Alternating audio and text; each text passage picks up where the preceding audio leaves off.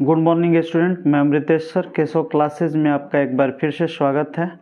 आज हम लोग क्लास 10 के चैप्टर 7 निर्देशांक ज्यामिति का अध्ययन करेंगे। पिछली कक्षा 9 में आप पढ़ चुके हैं कि एक तल पर किसी बिंदु की स्थिति निर्धारित करने के लिए हमें निर्देशांक अक्षों के एक युग्म की आवश्यकता पड़ती है, जिसे एक्स अक्ष और वाई अक्ष के नाम से जाना जाता है। किसी बिंदु की वाई अक्ष से जो दूरी होती है उस बिंदु का एक्स निर्देशांक या भुज एब्सिसा कही जाती है, और किसी बिंदु की एक्स अक्ष से जो दूरी होती है वो उस बिंदु का वाई निर्देशांक अर्थात कोटि कही जाती है। एक्स अक्ष पर स्थित किसी बिंदु के निर्देशांक x0 होते हैं, अर्थात एक्स अक्ष पर y का मान 0 होता है और y अक्ष पर x का मान 0 होता है। यहाँ तक की बातों को आप भली भांति समझते हैं। अब इससे आगे हम लोग बढ़ने का प्रयास करेंगे। यहां आप ये जो देख रहे हैं, यहां जो आप देख रहे हैं कि एक शख्स को क्या कहा जा रहा है, यानी कक्षा 9 में जो आप पढ़े हैं कि किसी तल पर किसी बिंदु की स्थिति निर्धारित करने के लिए क्या होती है, दो अक्ष के युग्म की आवश्यकता पड़ती है। इसको कहते हैं एक्स अक्ष, और एक्स अक्ष को हम लोग क्या कहते हैं, भुज कहते हैं। दूसरा होता है वाई अक्ष, और वाई अक्ष को हम लोग क्या कहते हैं, कोटि के नाम से जानते हैं। एक्स और वाई अक्ष जिस बिंदु पर मिलते हैं उस बिंदु को हम लोग क्या कहते हैं, मूल बिंदु ओरिजिन के नाम से जानते हैं। और मूल बिंदु का निर्देशांक क्या होता है, 0 0 होता है। मूल बिंदु का निर्देशांक क्या होता है, 0 0। इसे नोट डाउन करते चलिएगा कि आपको आगे चल के किसी प्रकार का दिक्कत न हो सके। अब इसके आगे का परिदृश्य है कि क्या कहता है, किसी बिंदु का वाई अक्ष से जो दूरी होती है एक्स निर्देशांक कही जाती है, जिसे भुज कहा जाता है, और एक्स अक्ष से दूरी उस बिंदु का वाई निर्देशांक कहा जाता है। मतलब कि अगर मान लीजिए यहां पर इस तरह से हम एक अक्ष बना दिए तो यहां से इस वाई अक्ष से जो दूरी होगी वो एक अक्ष पर रिप्रेजेंट होगी, 1 2 3 4 जो भी होगी। तो इसको हम लोग क्या कहेंगे, इसी को हम लोग क्या कहेंगे,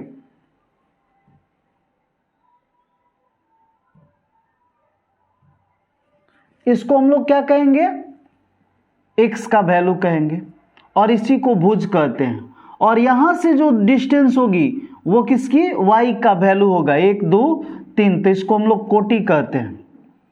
तो इस प्रकार से मान लीजिए 2 और 3 किसी बिंदु का हो गया तो एक्स और वाई के रूप में लिखते हैं, तो एक्स का वैल्यू 2 हो गया, वाई का वैल्यू क्या हो गया, 3 हो गया। तो इसी को हम लोग क्या कहेंगे, एक्स को भुज। पूछेगा, देखिए यहाँ कैसा कैसा क्वेश्चन ऑब्जेक्टिव में आ जाता है, उसके बाद इसी को फिर सब्जेक्टिव में कन्वर्ट किया जाता है। हम ये जानने का प्रयास करेंगे कि इस अध्याय की आवश्यकता क्यों पड़ती है। तो इस अध्याय की सबसे बड़ी आवश्यकता पड़ने का मूल कारण है कि इसे हम दो बिंदुओं के बीच की दूरी ज्ञात करने के लिए करते हैं, या फिर यूं कहें कि अगर त्रिभुज का क्षेत्रफल हो गया, चतुर्भुज का क्षेत्रफल हो गया, तो निर्देशांक के आधार पर उसके क्षेत्रफल का अध्ययन हम आसानी से कर सकते हैं। तो इसे जानने के लिए हम लोग इसके कुछ कॉन्सेप्ट को समझते हैं, और समझने के बाद डायरेक्टली चलते हैं चैप्टर 1 पर, एक्सरसाइज 7.1 पर। तो पहले ये समझेंगे कि किसी भी तल को एक अक्ष और क्या अक्ष, वाई अक्ष के दो युग्मों द्वारा दर्शाया जाता है। एक अक्ष और वाई अक्ष जिस बिंदु पर मिलते हैं उस बिंदु को हम लोग क्या कहते हैं, मूल बिंदु कहते हैं। मूल बिंदु को ओरिजिन कहा जाता है, क्योंकि यहीं से शुरुआत होती है, 1 2 3 4 ऐसे करके आगे बढ़ता है। इधर हो जाता है -1 -2 -3 -4, इधर से हो गया 1 2 3 और 4, इस तरह से आगे बढ़ता है। नीचे -1, -2, -3 और क्या हो गया -4। इस प्रकार से नीचे आगे बढ़ता है। तो चूंकि 0 का प्रारंभ इधर से भी, इधर से भी, इधर से भी, इधर से भी, यानी यहां x का वैल्यू भी 0 और y का वैल्यू भी 0। तो पहला निष्कर्ष निकल कर आया कि मूल बिंदु का निर्देशांक, मूल बिंदु का निर्देशांक क्या होता है? तो 0, 0 होता है। दूसरा निष्कर्ष ये आया कि अगर ये किसी प्लेन सतह हो तो प्लेन सतह पर क्या है, ये 4 खंड बन गया। इस चारों खंड को हम क्या कहेंगे? पाद के नाम से जानते हैं। पाद कहें या इसको चतुर्थांश कहें, चौथांश, चतुर्थांश। तो इधर से एंटी क्लॉकवाइज किया जाता है, प्रथम पाद या प्रथम चतुर्थांश। इधर से एंटी क्लॉक, क्लॉक की उल्टा दिशा में, तो इसको क्या कहेंगे? द्वितीय पाद। इसको कहते हैं तृतीय पाद और इसको कहते हैं चतुर्थ पाद। इसको कहते हैं चतुर्थ पाद। अब आगे समझने वाली बात क्या होती है कि आप ये जानते हैं कि x, मान लीजिए यहां पे कोई एक बिंदु है, जिस बिंदु का रिप्रेजेंटेशन यहां पे है, तो इसके नीचे अगर हम आते हैं तो नीचे क्या आ रहे हैं? नीचे आ रहे हैं तो कहां टच कर रहा है? 3 पर। इसका मतलब x का वैल्यू यहां पे क्या है? 3 है। और यहां पे सामने जा रहे हैं तो कहां टच कर रहा है? 2 को। तो y का वैल्यू कितना है? 2 है। तो इसका मतलब यहां पे इसको ऐसे लिखेंगे 3 और 2। तो ये दोनों क्या हो गया? ये भी प्लस और ये भी प्लस। अगर कोई बिंदु यहां पे है और उसको हम लोग को दिखाना है तो हम कहां पहुंचेंगे? यहां से इसको मिला दिए और यहां से इसको मिला दिए, तो x का वैल्यू हो गया -3 और y का वैल्यू 2। इसका मतलब ये हुआ कि इधर x का मान माइनस, y का मान क्या रहेगा? प्लस।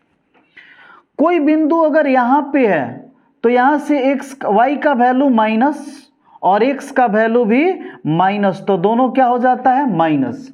और अगर यहां पे कोई बिंदु है तो x का वैल्यू प्लस और y का वैल्यू क्या हो गया? माइनस। अब बात समझिए, इस पर क्वेश्चन क्या देता है? पूछता है कि 2 और -3 किस पाद में है या किस चतुर्थांश में है? तो किस चतुर्थांश में आप बताइएगा।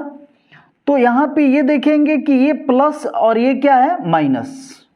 तो अगर ये प्लस और ये माइनस यहां देख रहे हैं ना, चतुर्थ में है, तो इसको हम लोग क्या कहेंगे? चौथा पाद में रहेगा। यही क्वेश्चन अगर इस तरह से दे दिया कि -6 और -3, तो देखिए यहां पे क्या है? किस पाद में है? तो आप क्या बताइएगा? आप ये जान रहे हैं कि ये भी माइनस और ये भी माइनस, दोनों माइनस जब होता है तो किस पाद में होता है? तृतीय पाद में। बात समझ में? तृतीय पाद में बात समझ में आ रही है? यहां से अब कोई भी पाद से संबंधित क्वेश्चन आपसे कर रहा है 3/2 -5/2 और पूछ रहा है किस पाद में, तो हमें क्या देखना है? ये प्लस और ये माइनस। अगर ये प्लस और माइनस है तो ये किस पाद में हो गया? चौथा पाद। अगर कोई दे रहा है कि -3.2 और +6.3 किस पाद में है, हमें पॉइंट और बटा से नहीं घबराना है, हमें केवल उसके साइन को देखना है, चिन्ह को देखना है। तो चिन्ह में क्या है? यहां माइनस और यहां क्या है? प्लस है। तो माइनस और प्लस कहां होता है? द्वितीय पाद में। तो इसे क्या कहेंगे कि ये द्वितीय पाद में। यहां तक समझ में आ गई? अब इसके आगे बढ़ते हैं तो दो बिंदुओं के बीच की दूरी निकाली जाती है। तो दो बिंदुओं के बीच की दूरी कैसे निकाली जाती है? मान लीजिए कि ये आपका मूल बिंदु है O, तो इसका नियामक क्या हो गया? 0 और 0। यहां एक बिंदु है जिस बिंदु को हम यहां से इसे रिप्रेजेंट कर रहे हैं, ये वाला जो बिंदु है मूल बिंदु से यही इसकी दूरी है। अब इसे रिप्रेजेंट कर रहे हैं x और y से, तो हमें क्या देखना है कि ये जो यहां से इसकी दूरी है y है और यहां से इसकी जो दूरी है वो क्या है, x है। y अक्ष से दूरी जो होती है x होती है और x अक्ष से दूरी क्या होती है, y होती है। आप पहले से पढ़े हैं कि अगर ये 90 डिग्री पर है तो ये P है और ये क्या हो गया B, तो ये क्या हो गया H। और पढ़े हैं क्या H यानी OP इजकल टू क्या होता है P square plus B square. इतना तो आप भली बात ही जानते हैं। तो P का वैल्यू मान लीजिए एक x स्क्वायर एक y स्क्वायर, तो यही हो गया मूल बिंदु से दूरी। मूल बिंदु से दूरी का फॉर्मूला, दूरी d distance is equal to √x square plus y square. अब इस पर एक क्वेश्चन देख लेते हैं। दे दिया 3 एवं 4 का मूल बिंदु से दूरी क्या है, मूल बिंदु से दूरी क्या है। आप क्या जानते हैं कि d बराबर √x square plus y square.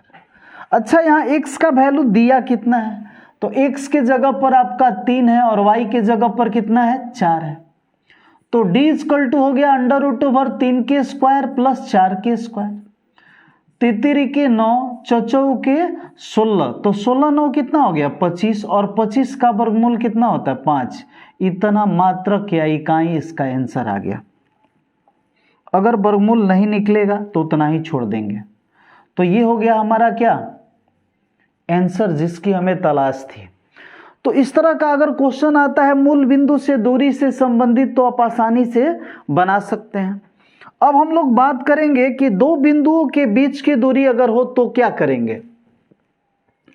जैसे मान लीजिए यहां पे कोई बिंदु है जिसका कोऑर्डिनेट दिया है x1 और y1, और यहां पे एक बिंदु है जिसका कोऑर्डिनेट दे दिया है x2 और y2।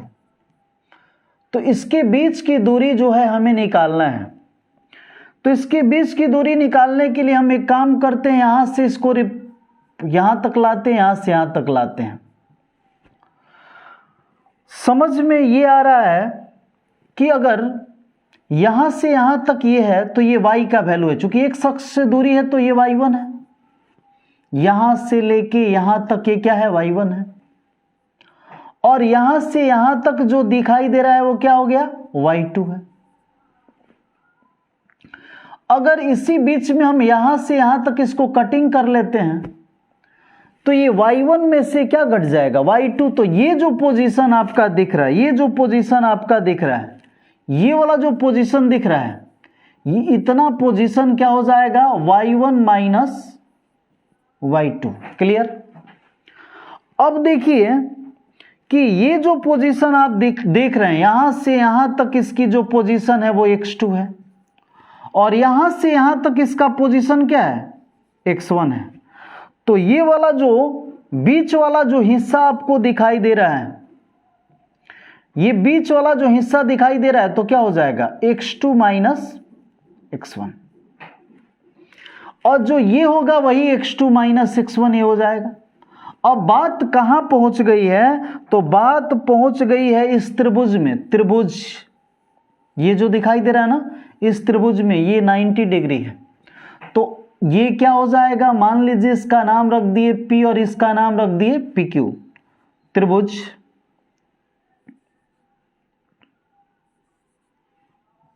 PQR में क्या दे रहा है,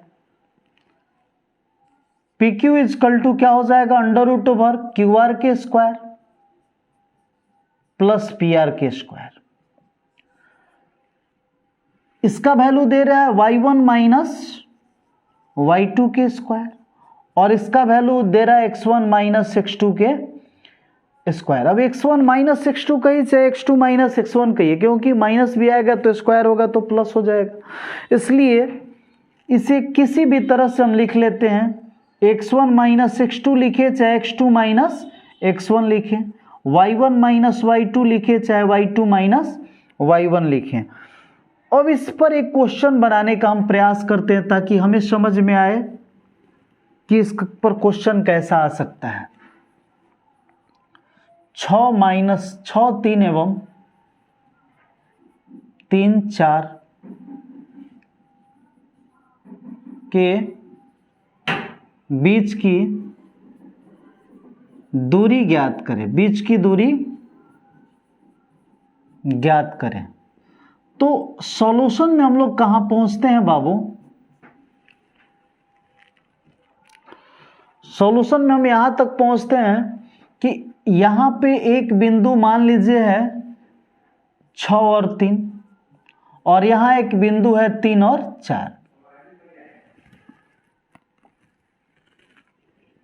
x1 इक्वल टू कितना हो गया 6, और x2 इक्वल टू कितना हो गया 3। y1 की जगह पर क्या दिया है 3, और y2 के जगह पर कितना दिया है 4।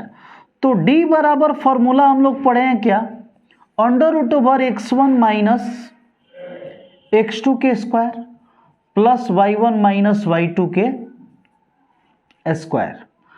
तो x1 का वैल्यू कितना है 6 माइनस 3 के स्क्वायर प्लस हो गया 3 माइनस 4 के स्क्वायर, कितना हो जाएगा?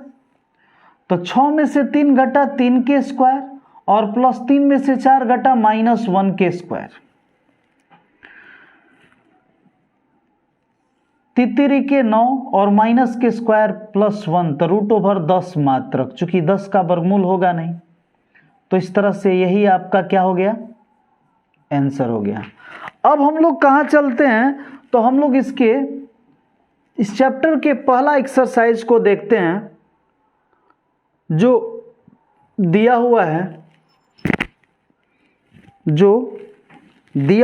क्या दिया हुआ है?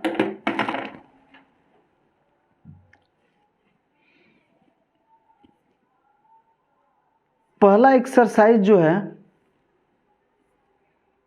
उसमें डिस्टेंस से संबंधित क्वेश्चन है, ज्यादा मात्रा में दी गई है। 7.1 की ओर हमारी यात्रा आगे आगे धीरे धीरे बढ़ती जा रही है, और हम लोग समझने वाले क्या हैं, तो समझने वाले हैं फर्स्ट क्वेश्चन,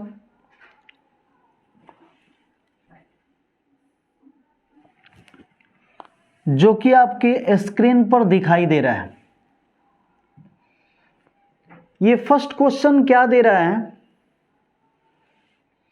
कि निम्नलिखित बिंदुओं के निम्नलिखित युग्मों के बीच की दूरियां ज्ञात करें, बीच की दूरियां ज्ञात करें,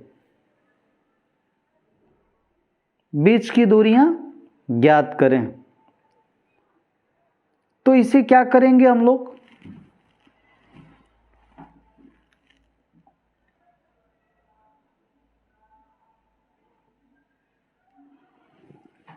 बिंदु के निम्नलिखित युग्मों के बीच की दूरी ज्ञात करें।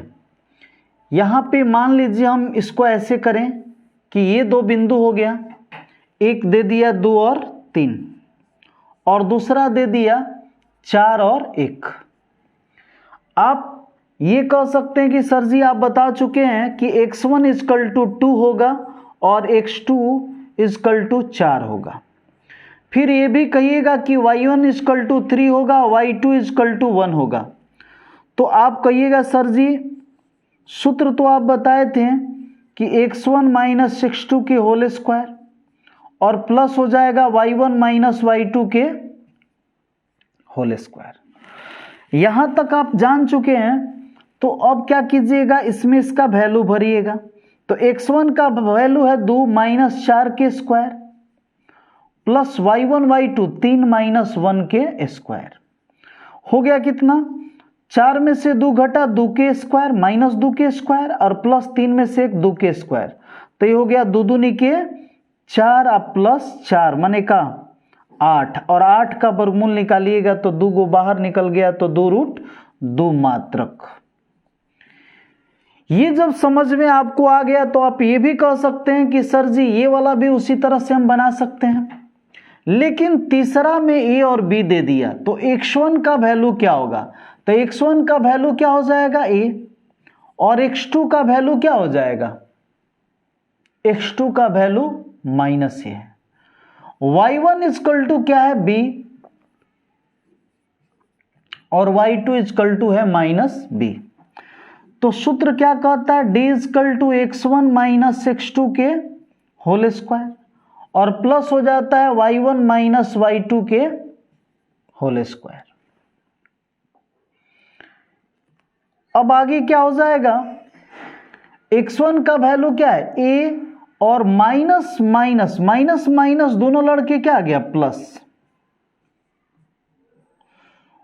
b, और माइनस माइनस दोनों लड़के क्या हो जाएगा प्लस b, यानी हो गया कितना 2a के स्क्वायर प्लस ये हो गया 2b के स्क्वायर, यानी यहां से हो जाएगा 2 दूनी के 4a स्क्वायर प्लस 2 दूनी के 4b स्क्वायर।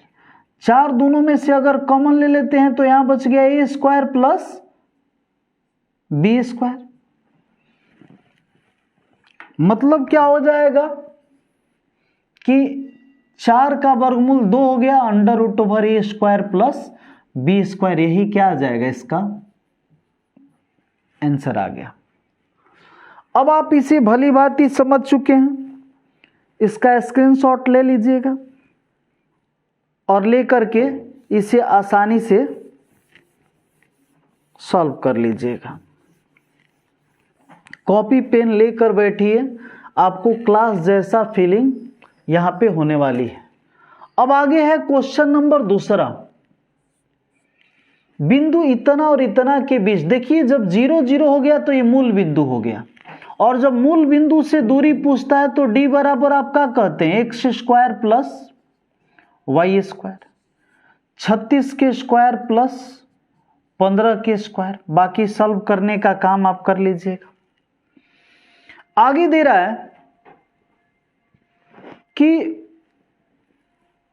निर्धारित कीजिए कि बिंदु इतना इतना और इतना सरेखी है। अच्छा ये बताइए कि अगर सरेखी होगा, सरेखी का मतलब कोलिनियर्स माने एक रेखा पर, तो एक रेखा पर यदि कोई भी 3 बिंदु होता है तो आप क्या कल्पना कर सकते हैं। मान लीजिए 3 बिंदु है, एक 1 5 है, दूसरा बिंदु क्या है 2 और -3 है, और तीसरा है -2 और -11।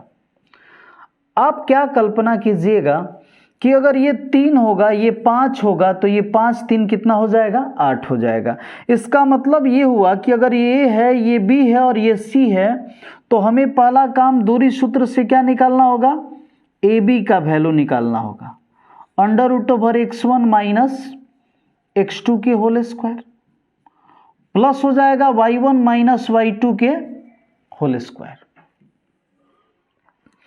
x1 का वैल्यू कितना दे रहा है, a और b के लिए 1 - 2 कहिए या 2 - 1 कहिए, 3 - 5 कहिए या 5 - 3 कहिए। तो हो गया आपका कितना, 2 में से 1 1 के स्क्वायर, अब प्लस 5 में से 3 2 के स्क्वायर, 1 प्लस 2 दूनी के 4, 4 1 का हो गया 5 मात्रक। अब BC का वैल्यू निकालेंगे, तो BC का वैल्यू इसमें से क्या दे रहा है, BC के वही x1 माइनस x2 के whole square, y1 minus y2 के होल स्क्वायर। x1 का वैल्यू कितना दे रहा है √3 और x2 का वैल्यू माइनस, तो माइनस माइनस दोनों लड़के का आ गया प्लस।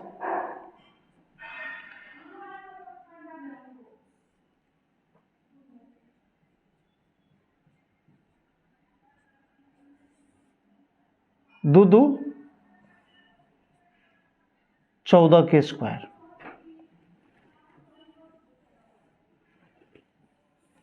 16 प्लस 196 मतलब आ गया 212। अब AC का वैल्यू निकालेंगे, शुरू से लास्ट का वैल्यू, A और C का पूरा वैल्यू निकालेंगे। तो ये x1 और ये हो गया x2, 1 माइनस माइनस का हो गया +2, और बगल में कितना है 5 और माइनस माइनस +11। यहां से हो जाएगा आपका कितना 2 1 3 के स्क्वायर, आप 16 के स्क्वायर, तो 33 के 9 और 16 16 256, यानी हो गया 265। यहां हम क्या देख रहे हैं कि AC is equal to AB plus, अगर AC होता है BC तब होगा, तो ये दे दिया 265 इक्वल टू वो है 205 है प्लस 212। ये ऐसे भी जोड़ते अगर रूट हटा करके तो बराबर नहीं है, इसका मतलब हुआ कि सरेखी नहीं है, सरेखी नहीं है, सरेखी नहीं है। अब इसके बाद हम लोग आगे बढ़ते हैं और लेते हैं क्या, अगला क्वेश्चन। अगला पड़ाव पर पहुंचते हैं और वहां पे क्वेश्चन क्या दे रहा है, क्वेश्चन दे रहा है कि एक बच्ची है, कह रहा ये जांच कीजिए कि बिंदु इतना इतना और इतना समद्विबाहु त्रिभुज के शीर्ष हैं, समद्विबाहु त्रिभुज के शीर्ष हैं। इसके लिए आप क्या कीजिएगा, तो पहला काम आपको करना क्या होगा कि ये जो पॉइंट है इससे एक त्रिभुज बनाइएगा, A B और C। A का वैल्यू 5 और -2 लिख दीजिए, B का वैल्यू 6 और 4 लिख दीजिए, और C का वैल्यू कितना है 7 और -2 लिख दीजिए। अब आपका आगे का वर्ग क्या कर रहा है, तो आगे का वर्ग कह रहा है कि आप पहले AB इक्वल टू निकाल लीजिए। तो AB इक्वल टू का पढ़े x1 माइनस x2 के whole square plus y1 minus y2 के होल स्क्वायर। मामला यहां आ गया कि x1 और x2 5 6 या 6 5 बात बराबर है, प्लस यहां पे क्या हो जाएगा 4 माइनस माइनस +2 हो गया, तो हो गया कितना 6 में 5 तो कितना हो गया 1 1 के स्क्वायर प्लस 4 2 6 के स्क्वायर, 6 6 का 36, एक रूट ओवर क्या आ गया 37। अब फिर निकालेंगे इसी तरह से BC बराबर, इसी तरह हम लोग क्या निकालने वाले हैं BC बराबर। तो BC में क्या दे रहा है, B और C में 6 माइनस 7 कहिए या 7 माइनस 6 के स्क्वायर प्लस 4 माइनस माइनस +2 के स्क्वायर, यानी ये भी आ गया रूट ओवर 37, यानी ये भी रूट ओवर 37, ये भी रूट ओवर 37 मात्रक। तो इसका मतलब ये हुआ कि समद्विबाहु त्रिभुज है, क्योंकि समद्विबाहु त्रिभुज सम माने बराबर, द्वि माने द्विबाहु माने भुजा, जिसकी दो भुजाएं बराबर होती है तो उसे हम समद्विबाहु त्रिभुज के रूप में रिप्रेजेंट करते हैं, डिनोट करते हैं। तो इस तरह से समद्विबाहु त्रिभुज के शीर्ष हैं। अब आगे का क्वेश्चन जो है वो ये है कि चंपा जो है किसी कक्षा में 4 मित्रों A B और C D बैठे हुए, आप देख रहे हैं यहाँ पे A बैठी हुई है, यहाँ B बैठी हुई है, C बैठी हुई है और ये क्या बैठी हुई D बैठी है।